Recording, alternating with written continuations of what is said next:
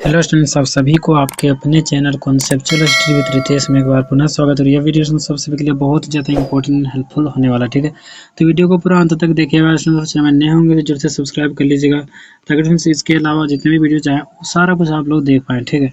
चलिए उसमें वीडियो को शुरू करते हैं। आज का वीडियो बहुत ही खास होने वाला है। इसमें जो सोशियोलॉजी आईआरसी है, इसका इंपॉर्टेंट क्वेश्चन से लेकर इंपॉर्टेंट आंसर तक आपको बताएंगे, ठीक है। सारा कुछ बताएंगे, सारे नोट्स वगैरह भी दिखाएंगे आप लोग को, क्या कुछ किस प्रकार से बनाना है वो भी बताएंगे। तो आप लोग वीडियो को पूरा अंत तक देखिएगा और बहुत ही ध्यान से देखिएगा इसमें, ठीक है।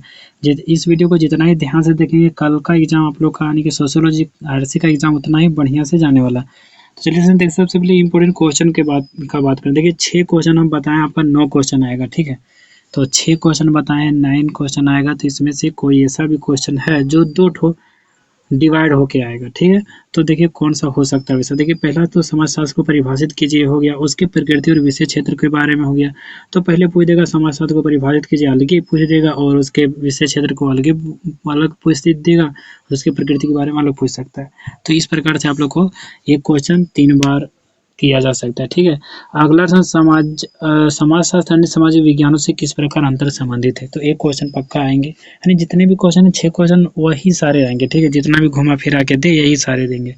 परिवार को परिभाषित कीजिए, ये आ जाएगा, अलग ही आ जाएगा, इसके प्रकारों के बारे में आ जाएगा, वर्तमान में हुए बदलावों के बारे में आ जाएगा, ठीक है। सामाजिक समूह को परिभाषित कीजिए और उसकी विशेषताओं और प्रकार को बताइए, ये भी आ जाएगा, ठीक है। सामाजिक नियंत्रण को परिभाषित कीजिए और उसकी विशेषताओं, महत्वपूर्ण साधनों, एजेंसियों, सामाजिक तंत्रों, नियंत्रणों, मानदंडों और उसके मूल्यों को स्पष्ट कीजिए, ये आ जाएगा। फिर देखिए सामाजिक स्त्रीकरण के बारे में आ जाएगा, इसके प्रकार, महत्व, जाति, वर्गों को स्पष्ट करने के लिए आ जाएगा।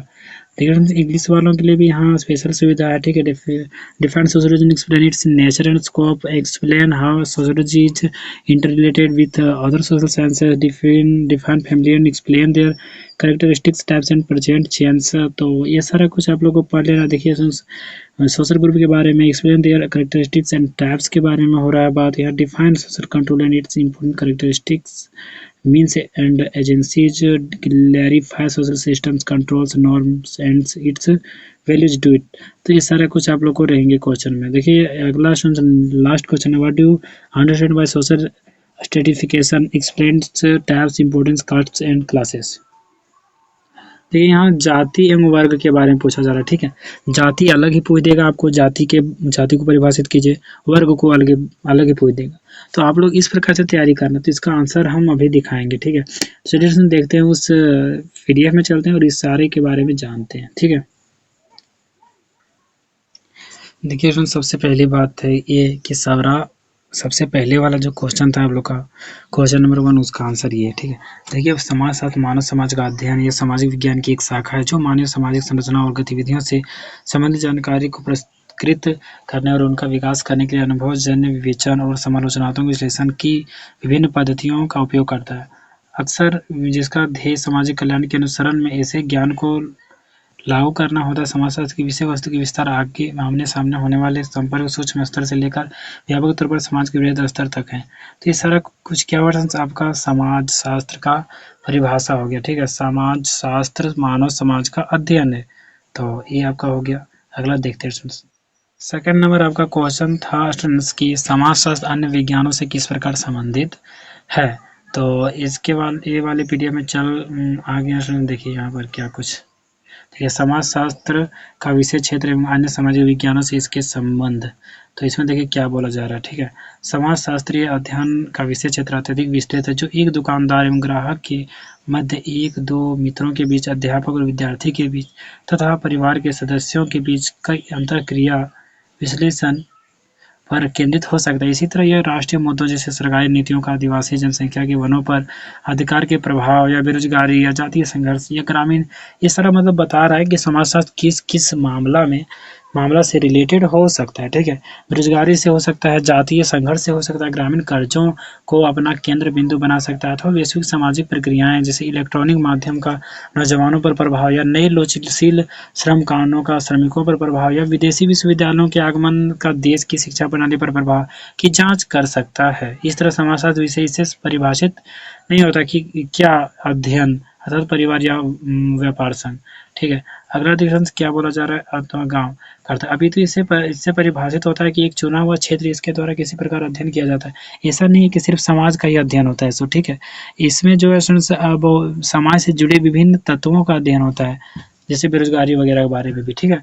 आगे डिफरेंस क्या इसमें बोला जा रहा है, देखिए समाजशास्त्र सामाजिक विज्ञानों के एक समूह का एक अंग है, जिसमें अर्थशास्त्र जो समाजशास्त्र है वो सामाजिक विज्ञानों के समूह का एक अंग है, यानी कि सारे सामाजिक विज्ञान के साथ इसका भी अध्ययन किया जाना आवश्यक है, ठीक है। जिसमें अर्थशास्त्र, मानव विज्ञान, राजनीतिक विज्ञान, इतिहास सम्मिलित है। विभिन्न सामाजिक विज्ञानों में वर्गीकरण पूर्णतः स्पष्ट नहीं है और सभी में कुछ सीमा तक साझी रुचियां, संकल्पनाएं, पद्धतियां हैं। इसलिए यह समझना आवश्यक जरूरी है कि कुछ विषयों में भिन्नता एक सीमा तक स्वैच्छिक है, यानी कुछ तो भिन्नता होगा ही। जैसे इतिहास में देखिए सिर्फ तिथियों के बारे में बात होता है या फिर अन्य इतिहासों के बारे में बात होता है, लेकिन इसमें जो है उतना ज़्यादा इतिहास के बारे में बात नहीं होता है जितना कि इतिहास में होता है, ठीक है।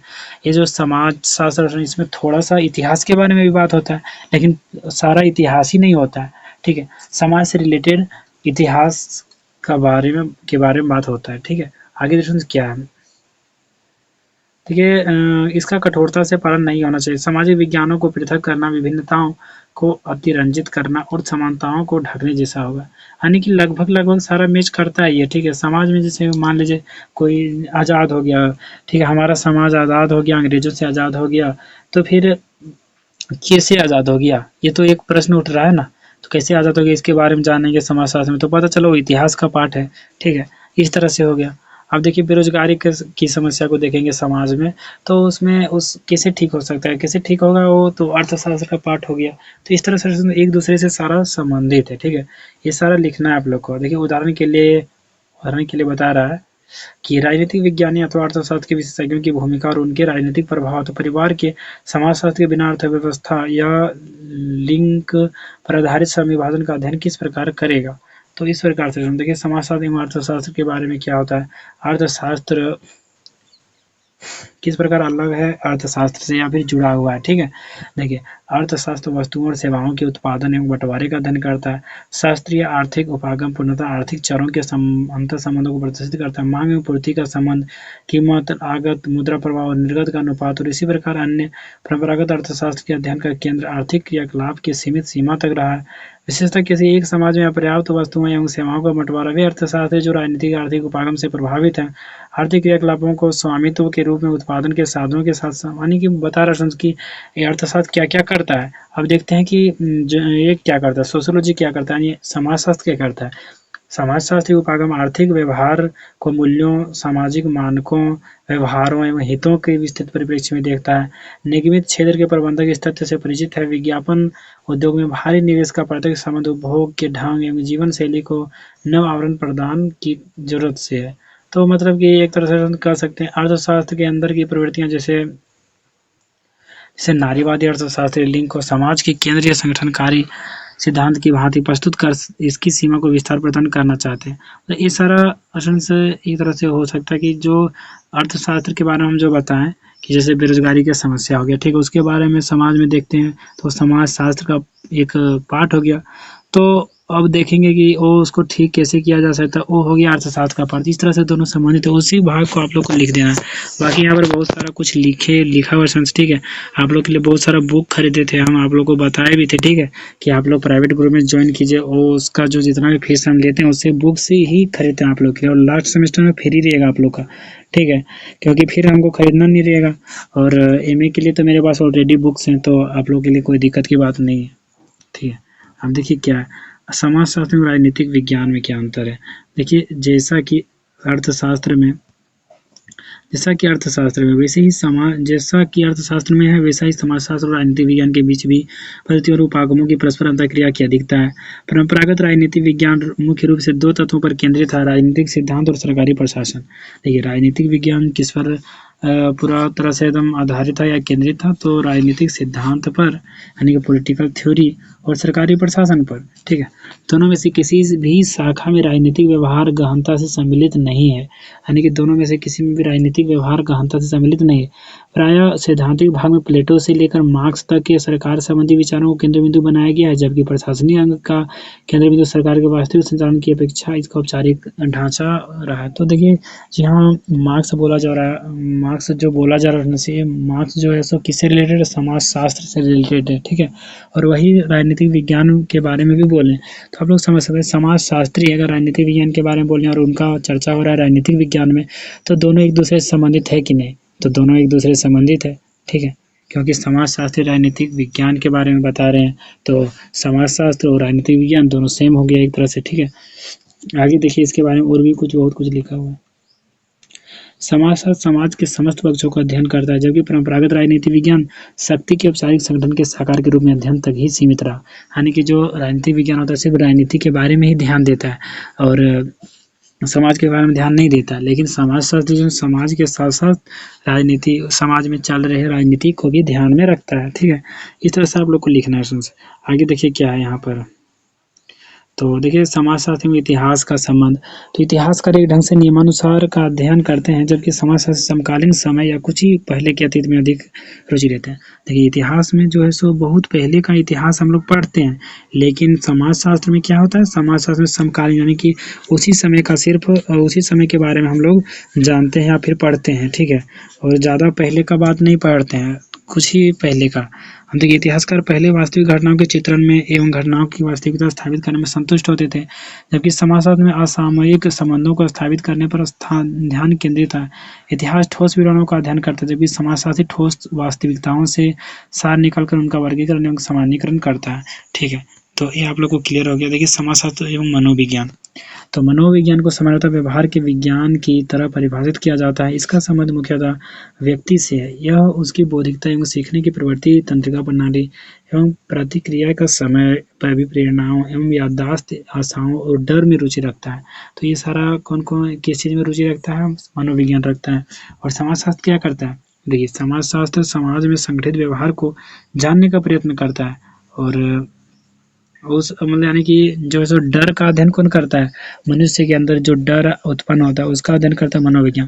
लेकिन डर के कारण का उत्पन्न, डर के कारण को कौन अध्ययन करता है, तो समाजशास्त्र करता है कि समाज में डर का क्या कारण है, इसका क्या निदान हो सकता है, ठीक है। ये कब आया, क्यों आया, कैसे आया, ये सारा कुछ समकालीन समाज की जितनी भी समस्याएं हैं उसका अध्ययन करता है समाजशास्त्र। तो आप लोग समझ गए होंगे, ठीक है। अगला देखिए समाजशास्त्र एवं सामाजिक विज्ञान, तो देखिए क्या है, बहुत से देशों में मानव विज्ञान और पुरातत्व विज्ञान, सांस्कृतिक इतिहास, भौतिक मानव विज्ञान, भाषा की विभिन्न शाखाएं और सामान्य समाजों में जीवन के विभिन्न पहलुओं का अध्ययन सम्मिलित है। यहाँ हमारा सरोकार सामाजिक मानव विज्ञान और सांस्कृतिक मानव विज्ञान से है, क्योंकि यह समाजशास्त्र के अध्ययन के बिल्कुल नज़दीक है। समाजशास्त्र को आधुनिक जटिल समाजों का अध्ययन माना जाता है, जबकि सामाजिक मानव विज्ञान को सरल समाजों का अध्ययन समझा जाता है। देखिए सामाजिक मानव विज्ञान को क्या समझा जाता है, सरल समाज का अध्ययन, सरल सामाजिक समाजों का अध्ययन, ठीक है। और समाजशास्त्र को जटिल समाजों का अध्ययन, यानी कि बहुत ही जटिलता से अध्ययन करता है समाजशास्त्र। और जो मानव विज्ञान होता है या मनोविज्ञान होता है वो क्या करता है, वो सरल ढंग से सिर्फ अध्ययन करता है, ठीक है। तो ये दोनों में अंतर हो गया। तो ये दोनों में अंतर हो गया। इसके अलावा देखते हैं आगे क्या कुछ दिया हुआ है, ठीक है। तो ये आपका सामाजिक विज्ञान हो गया।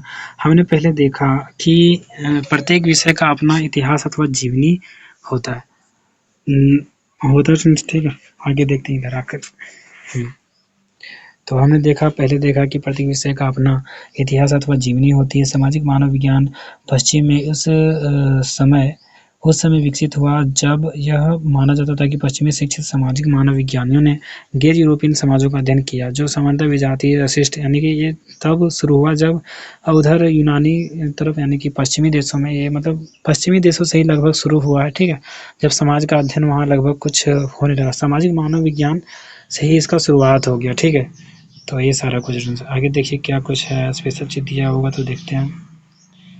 बस इसी तरह से ये आपका खत्म हो गया। अब देखते हैं नेक्स्ट चैप्टर में, ठीक है। परिवार के बारे में देखेंगे और विवाह के बारे में और नातेदारी के बारे में। इनमें से कोई आ सकता है, ठीक है। जैसे कि परिवार के बारे में तो दिया हुआ था आपका सिलेबस में, इसके अलावा से ऐसा भी हो सकता है कि विवाह के बारे में पूछ दे, ठीक है।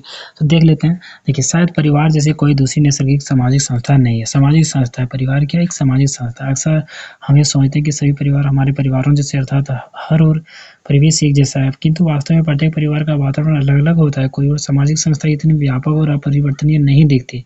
समाजशास्त्र और सामाजिक मानव विज्ञान ने कई दशकों तक विभिन्न संस्कृतियों में यह दर्शाने के लिए क्षेत्रीय अनुसंधान किए कि कैसे विभिन्न समाजों में पृथक स्वरूप होते हुए भी परिवार, विवाह और नातेदारी संस्थाएं समस्त समाजों में अहम है। उन्होंने यह देख रहे हैं, जो परिवार होता है एक सामाजिक संस्था होता है, ठीक है। इसके बारे में और हम डिफाइन करते हैं आप लोग को।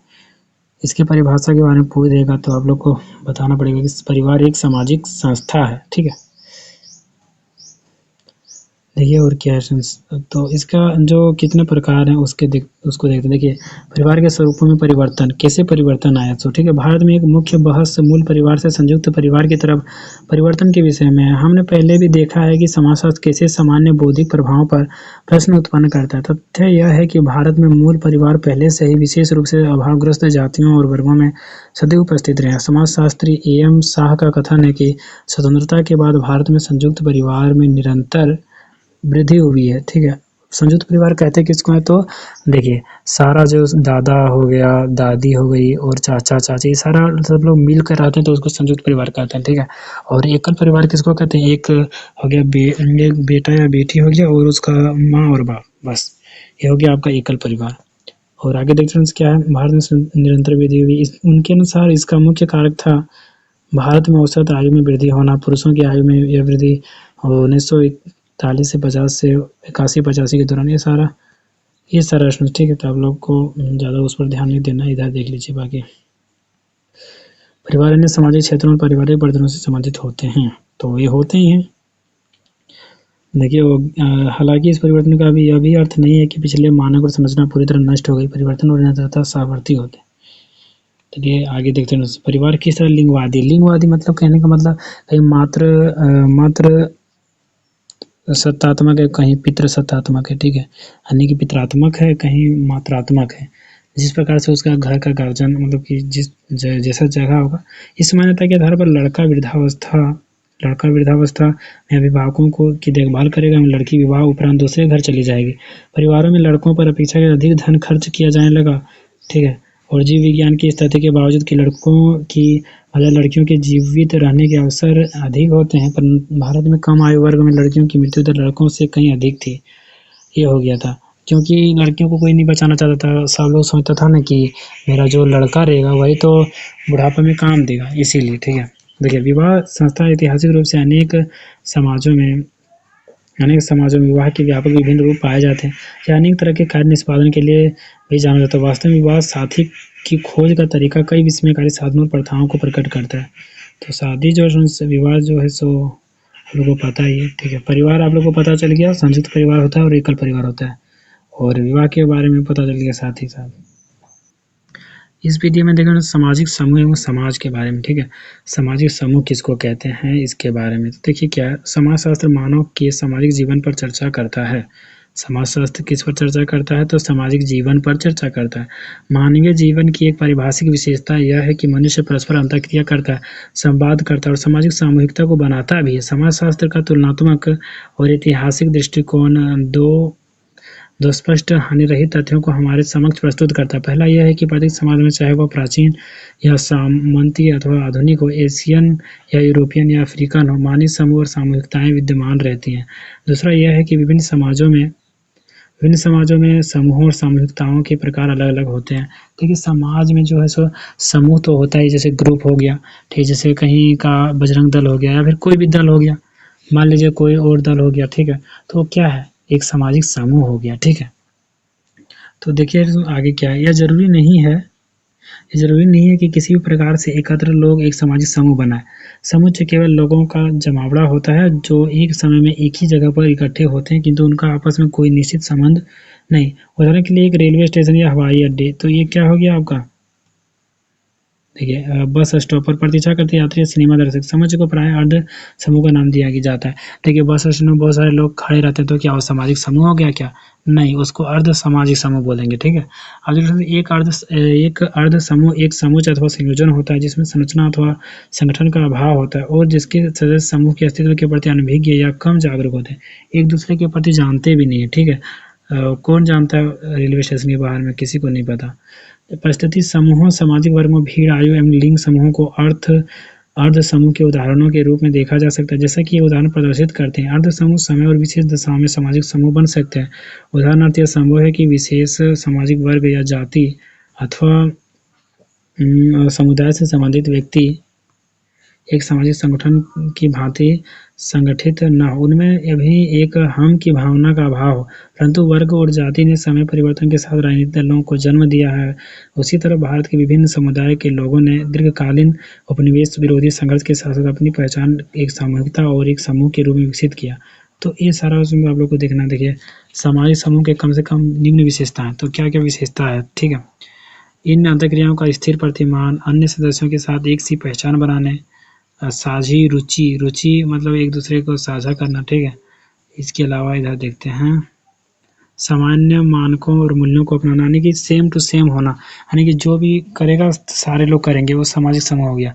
एक परिभाषित संरचना, एक अच्छा संरचना दिखना चाहिए, ठीक है।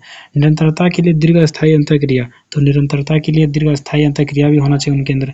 यहाँ सामाजिक संरचना का अर्थ व्यक्तियों अथवा समूहों के बीच नियमित और बार बार होने वाली अंतःक्रिया के प्रतिमानों से, अतः एक सामाजिक समूह से तात्पर्य निरंतर अंतःक्रिया करने वाले उन व्यक्तियों से जो एक समाज में समान रुचि, संस्कृति, मूल्यों और मानकों को बांटते हैं। तो समान, जिनके अंदर समानता है, ठीक है। देखिए समूह के प्रकार भी हैं, तो कौन कौन से प्रकार हैं? देखिए समूहों पर आधारित इस विभाग के अध्ययन से आप जानेंगे विभिन्न समाजशास्त्रियों और मानव विज्ञानों ने एक समूह को अनेक प्रकार से बांटा। तथापि जो बात आपको प्रभावित करेगी वह यह है कि प्रारूप विज्ञान में भी प्रतिमान होता है। अधिकांश मामलों में परंपरागत एवं सूक्ष्म समाज तथा एक नवीनतम और विस्तृत समाज में अपने अपने वर्ग निर्माण के ढंग में अंतर व्यक्त, यानी कि ये सेम टू सेम होते हैं, ठीक है, एक ही तरह होते हैं।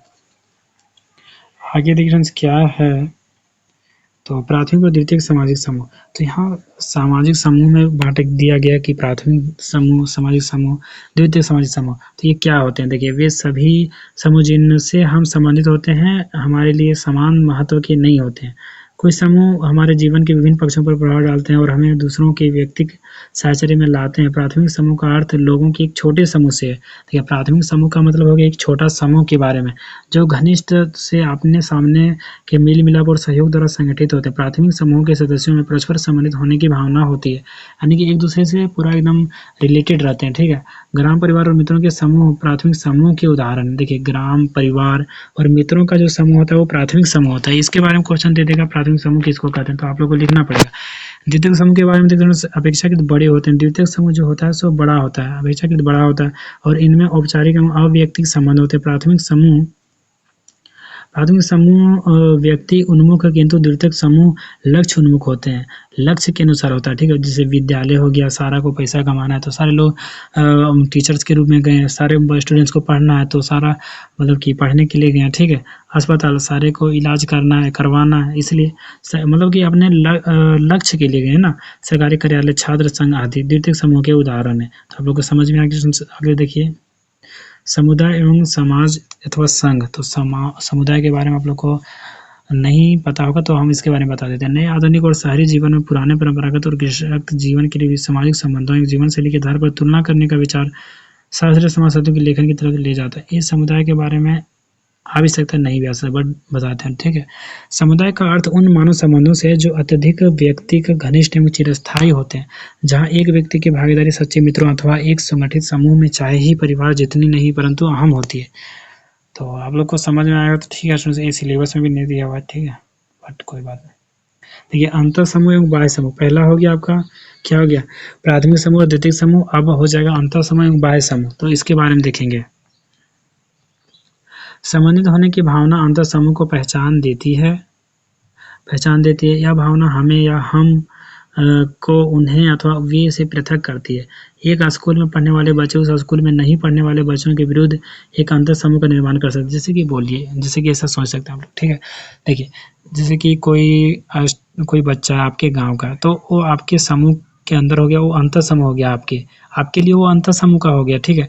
और वही दूसरे गाँव का बच्चा आ गया उसी जगह, तो वो बाह्य समूह का बच्चा हो गया। तो इसी तरह से जैसे कि मान लीजिए कोई एक स्कूल का बच्चा आया आपके सामने, तो आपका अंतर समूह का हो गया, वही दूसरा स्कूल का बच्चा आया तो वो क्या हो गया, बाह्य समूह हो गया। इस तरह से आप लोग को अपने आप समझ लेना, ठीक है।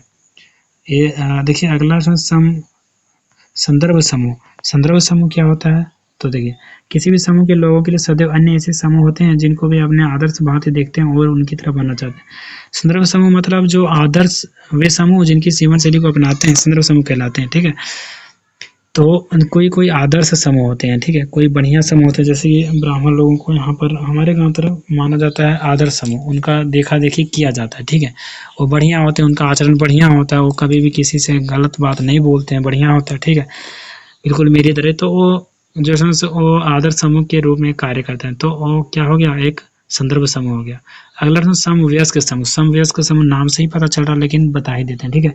यह एक तरह का प्राथमिक समूह है जो अक्सर समान आयु के व्यक्तियों के बीच अथवा सामान्य व्यवसाय समूह के लोगों के मध्य विकसित होता है। समवयस्क दबाव का अर्थ अपने समवयस्क साथी द्वारा डाले गए सामाजिक दबाव से है कि व्यक्ति को क्या करना चाहिए या नहीं करना चाहिए। इसमें जो एक ही उम्र का जो जितना भी बच्चा होता है वही सारा क्या हो गया, समवयस्क समूह। तो समूह आप लोगों को क्लियर हो गया। अगला देखते हैं। इसमें स्टूडेंट्स हम बताएंगे समाज व सामाजिक नियंत्रण के बारे में। सामाजिक नियंत्रण क्यों जरूरी है, देखिए समाज में कोई भी गलत कर रहा है तो आप लोग को उसको कंट्रोल तो करना पड़ेगा ना, सोशल कंट्रोल। तो देखिए सामाजिक नियंत्रण समाज शास्त्र में सामान्यतः सबसे ज़्यादा प्रयोग की जाने वाली संकल्पनाओं में से एक है। तो इसके बारे में और डिटेल से देखते हैं। देखिए इसका तात्पर्य उन अनेक साधनों से जिनके द्वारा समाज अपने उद्दंड या उपद्रवी सदस्यों को पुनः राह पर लाता है। ये जो सामाजिक नियंत्रण जो होता है वो क्या करता है, समाज जो उद्दंड हो जाते हैं समाज में उसको राह पर लाया जाता है, ठीक है। आप यह जानेंगे कि किस तरह संकल्पनाओं के व्याख्या के विषय में समाजशास्त्र में विभिन्न दृष्टिकोण और विवाद है। अभी पढ़ेंगे प्रकारवादी समाजशास्त्रियों ने समाज को विशेषता सामंजस्यपूर्ण विरोधी ये सारा कुछ आगे देखिए क्या आगे कुछ स्पेशल दिया हुआ है। तो प्रकारवादी दृष्टिकोण के अनुसार सामाजिक नियंत्रण का अर्थ है व्यक्तियों और समूहों के व्यवहार के नियमन हेतु बल प्रयोग, सामाजिक व्यवस्था हेतु मूल्यों और प्रतिमानों को लागू करना। सामाजिक नियंत्रण का एक और व्यक्तियों अथवा समूहों के पथभ्रष्ट व्यवहारों के नियंत्रण हेतु, जबकि दूसरी ओर सामाजिक व्यवस्था और सामाजिक साहचर्य को कायम रखने हेतु व्यक्तियों और समूहों के तनाव और विरोध को दूर करने में इसका प्रयोग किया जाता है। इस प्रकार समाज में स्थिरता के लिए सामाजिक नियंत्रण की अहम भूमिका है, ठीक है। तो भूमिका भी है इसके लिए। तो ये हो गया आपका सामाजिक नियंत्रण के बारे में, ये आप खत्म ही हो गया, ठीक है। चलिए अगला देखते हैं। लास्ट क्वेश्चन के लिए है कि सामाजिक स्त्रीकरण, ठीक है। इसको भी देखना, ये बहुत ही ज़्यादा इंपॉर्टेंट है। सामाजिक स्त्रीकरण क्या है, देखिए इसके बारे में एक कितना पेज का है, लगभग 4-5 पेज का होगा। तो देख लेते हैं सबसे पहले इसको, ठीक है। इसमें जाति और वर्ग के बारे में भी बताएंगे, तो बहुत ज़्यादा इंपॉर्टेंट है। देखिए सामाजिक स्त्रीकरण का अर्थ है भौतिक अथवा प्रतीकात्मक लाभों तक पहुंच के आधार पर समाज में समूहों के बीच संरचनात्मक असमानताओं के अस्तित्व से है। देखिए समाज में जो है सो स्तर बाय स्तर बांट दिया जाता है। जैसे कि देखिए कोई बोल दिया जाए कि अमीर समाज का हो गया, एक गरीब हो गया, ये ज़्यादा गरीब हो गया। तो उसी तरह से उसमें पहले बांट दिया गया था। किस तरह से बांट दिया गया था, ब्राह्मण क्षत्रिय, इस तरह से जो है सामाजिक स्त्रीकरण का एक तरह से हो जाता है। और पैसे के मामला में भी एक तरह से हो जाता है, जैसे कि देखिए किसी रंग के रूप में भी बांट दिया जाता है पैसे के मामला में। जैसे उसके पास ज़्यादा पैसा तो अमीर समाज का हो गया, सामाजिक समूह, सामाजिक स्त्रीकरण उसका उच्च हो गया, ठीक है। और कोई गरीब है तो सामाजिक स्त्रीकरण के लेवल में उसका नीचे हो गया। तो इस तरह से इसी को सामाजिक स्त्रीकरण कहते हैं। आगे देखते हैं इसके बारे में और भी। देखिए प्रत्येक ग्रह के जीवन के प्रत्येक पक्ष को भी प्रभावित करता है और शैक्षणिक सफलता, कार्य में उपलब्धि, स्वास्थ्य, सुरक्षा, दीर्घायु और राजनीतिक प्रभाव से यह भी अवसर उसी ढंग से असमान रूप से वितरित है। तो हर जगह असमानता के साथ ये मतलब एक तरह से असमानता ही प्रकट करता है सामाजिक स्त्रीकरण, ठीक है। देखिए जाति इसमें ले आया जाता है। जाति पर आधारित स्त्रीकरण व्यवस्था में व्यक्ति की दशा पूर्णतः से जन्म द्वारा मिली हुई परिस्थिति पर आधारित होती है, न कि अपने जीवन में प्राप्त किए गए। तो इसमें क्या होता है, जन्म से ही आधारित होता है कि अगर आप उस घर में जन्म लिए तो उसी जाति का हो गए, ठीक है। कहने का अर्थ यह नहीं है कि एक वर्ग समाज में उपलब्ध पर कोई योजनाबद्ध प्रतिबंध नहीं होता जो कि प्रजाति और लिंग जैसी प्राप्त परिस्थिति द्वारा थोपा जाता है। हालांकि एक जातिवादी समाज में जन्म द्वारा प्रदत्त परिस्थिति एक व्यक्ति की स्थिति को एक वर्ग समाज की तुलना में अधिक स्पष्ट ढंग से परिभाषित करती है। तो ये जन्म पर आधारित हो जाता है। इसके बारे में आप लोग डिटेल से अपने से लिखिएगा, ठीक है। अब देखिए वर्ग के बारे में, तो वर्ग के बारे में देख लेते हैं। वर्ग का वर्णन करने हेतु विभिन्न प्रयत्न किए गए हैं। यहाँ हम वेबर, मार्क्स और प्रकारवाद के केंद्रीय विचारों पर केवल संक्षेप में चर्चा करें। मार्क्स के सिद्धांतों में सामाजिक वर्ग की परिभाषा उस वर्ग उत्पादन के साधनों के मध्य संबंध के आधार पर होती है। इसके बारे में यहाँ से दिया होगा, ठीक है। तो यहाँ पर देखिए सामाजिक स्थिति का प्रकारवादी सिद्धांत प्रकारवाद की आस्था अथवा सामान्य पूर्व कल्पना के शुरू में होता है, या भी समाज वर्गहीन या, तो यहाँ वर्ग के बारे में बता रहा है, तो वर्ग के बारे में मिल नहीं रहा, ठीक है। चलिए इधर देखते हैं। तो वर्ग हम लोग अपनी भाषा में समझ सकते हैं कि कोई भी एक वर्ग हो गया, जैसे कि शिक्षक वर्ग हो गया, विद्यार्थी वर्ग हो गया, इस तरह से एक वर्ग बना सकते हैं, हम लोग समझ सकते हैं इस तरह से। उपलब्धि की इस प्रकार की कहानियाँ वास्तव थोड़ा बहुत देख लेते हैं मौजूद है तथा प्रेरणा के स्रोत होते हैं। यद्यपि अधिकतर भाग के लिए जाति व्यवस्था की संरचना भी कायम है, यहाँ तक कि पश्चिमी समाजों में सामाजिक गतिशीलता, समाजशास्त्रीय संपूर्ण गतिशीलता, यहाँ भी आप लोग को नहीं दिया गया है वर्ग के बारे में। तो जो हम बताएं वही है वर्ग, ठीक है। देखिए गरीब वर्ग हो गया, अमीर वर्ग, एक तरह से मतलब वर्ग में बांट सकते हैं ना। समवयस्क वर्ग यानी वयस्क वर्ग, बूढ़ा वर्ग, वृद्धावस्था वर्ग, जवान वर्ग, ये सारा कुछ। देखिए परिस्थिति और भूमिका, ये इसके बारे में आप लोग को सिलेबस में भी नहीं दिया हुआ है। तो चलिए हम लोग अब देखते हैं आगे क्या कुछ दिया हुआ है, कुछ स्पेशल तो देखते हैं। फ्रेंड्स सारा लगभग कंप्लीट हो गया, ठीक है। आप लोग का आधा घंटा का वीडियो भी बन गया। तो फ्रेंड्स आप लोग इतना दूर देखें जो उसके उनके लिए तो बहुत ही बढ़िया बात है, क्योंकि आप लोग सारा समझ गए हैं, सारा कॉन्सेप्ट समझ गए हैं, आप लोग बढ़िया से लिख सकते हैं, ठीक है। और इसके साथ फ्रेंड्स हम प्राइवेट ग्रुप में सारा गेस्ट पेपर्स वगैरह भी डाल दिए थे, और इसको भी डाल दिए थे, तो आप लोग के लिए बहुत ज़्यादा इंपॉर्टेंट हो गया होगा ये वाला, ठीक है। और बाकी फ्रेंड्स जो भी देखें इस वीडियो को वो तो बढ़िया नंबर लाएंगे ही, उसके साथ ही प्राइवेट ग्रुप वाले भी बढ़िया नंबर लाएंगे। उसके साथ ही फ्रेंड्स जो सिर्फ शुरू में देख के छोड़ दिएंगे उनका नहीं कर सकते कुछ, ठीक है। बाकी सारे लोग लाएंगे नंबर, बढ़िया नंबर आएगा। आप लोग ये सारा मतलब यही सारा क्वेश्चन आएंगे, इससे बाहर आप लोग का नहीं रहेंगे, ठीक है। और फ्रेंड्स चैनल में नए होंगे जरूर से सब्सक्राइब कर दीजिएगा, वीडियो को लाइक भी कीजिएगा, क्योंकि आप लोग के लिए मेहनत करते हैं। धूप में बैठे हुए अभी फिलहाल धूप नहीं है, क्योंकि पानी का दिन है, तो थोड़ा गर्म वगैरह जैसा लग रहा है, लेकिन कोई बात नहीं, ठीक है। तो छत पर बैठकर वीडियो बना रहे हैं, तो आप लोग के लिए नीचे बहुत हल्ला हो रहा है, तो आप लोग सब्सक्राइब करके रखिए थोड़ा बहुत, और लाइक वगैरह भी कीजिए, कमेंट में थोड़ा बढ़िया कमेंट कीजिए, ठीक है। और कुछ चाहिए तो वो भी बोल सकते हैं, ठीक है। मेरे लिए तो सारे के लिए दरवाज़ा खुला हुआ है, जो भी बोलिएगा वो बना देंगे, ठीक है। और थैंक्स फॉर वॉचिंग, फिर मिलेंगे।